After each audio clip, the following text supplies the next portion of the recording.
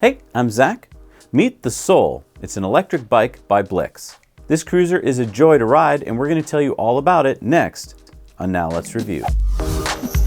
Now let's review. Just 3 years ago, when I started really getting into electric bikes, I couldn't find a bike like this. A relaxed, easy on-off cruiser, stylish, and made with quality components for only $14.99? It just didn't exist back then. Fast forward to today, and here it is. The Blix Sol. If you're looking for a beach cruiser style electric bike, then I think I have the bike for you. Blix was founded in Santa Cruz, California in 2014, and they sell direct to consumer. So you visit their website, pick the bike that you want, and they deliver it right to your door, all with free shipping. From their perspective, why bother with a network of brick and mortar stores, which just increases the cost? They do have a limited number of stores where you can do test rides, but in my case here in New England, there just weren't any nearby. Now, I hear what you're saying. What if I don't like the bike once I get it? To that, Blix answers with their guarantee that you'll love your bike, and if you don't, you can return it. And they offer excellent support from setting up your bike to getting replacement parts. We just got through testing out the Sol, and we really enjoyed it. So let me tell you what we found out. Blix calls this a fat tire bike, and the Kenda tires are wider than the typical tire, but at 2.2 inches wide, they aren't like those 4-inch wide tires that we've shown you on other fat tire bikes.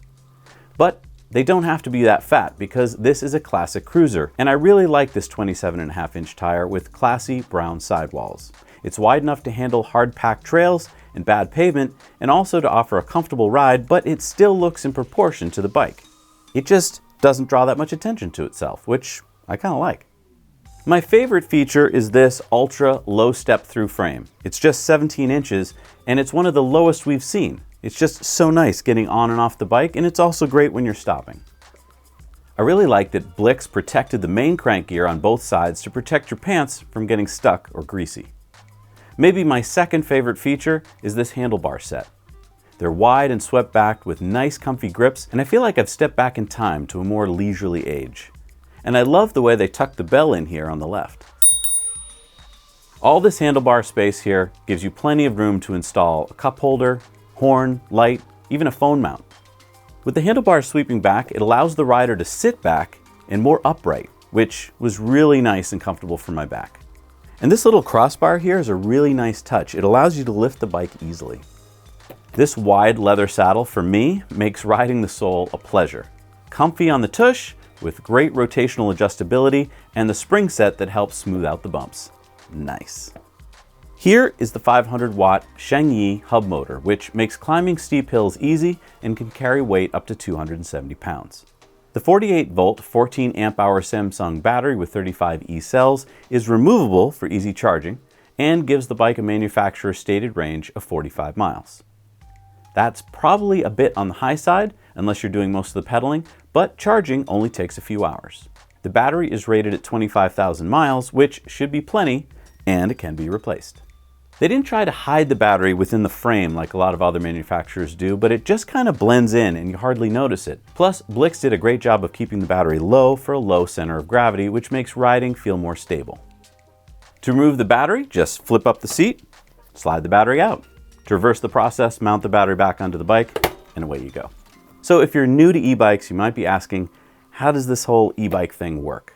Well, you just hop on and pedal like normal, and depending on your speed setting, which you set with these little up and down buttons right here, as you pedal, the internal cadence-based pedal assist system will assist you.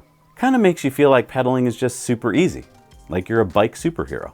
You can easily get this bike up to 8 or 10 miles an hour on flat surfaces without any motor assist at all. If that's too slow, the first level of pedal assist can get you humming along at about 15 miles an hour.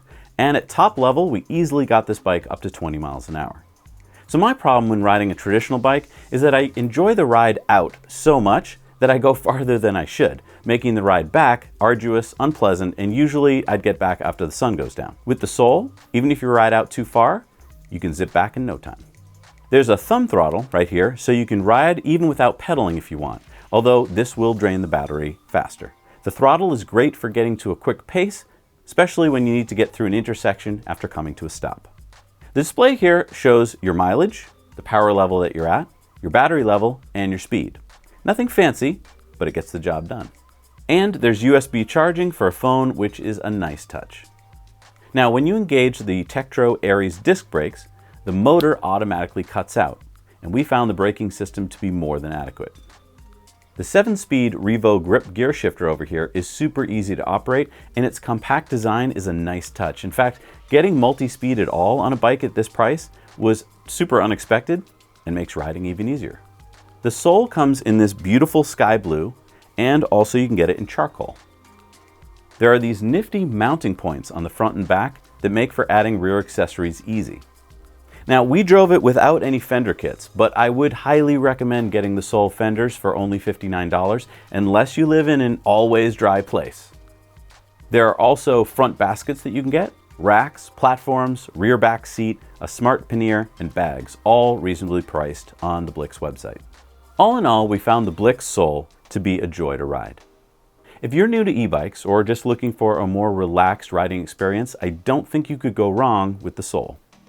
The overall Swedish design and look of the Sol is friendly and quaint, drawing a smile from nearly everyone who walks by. Please subscribe and hit the bell button so you'll hear about our upcoming review videos.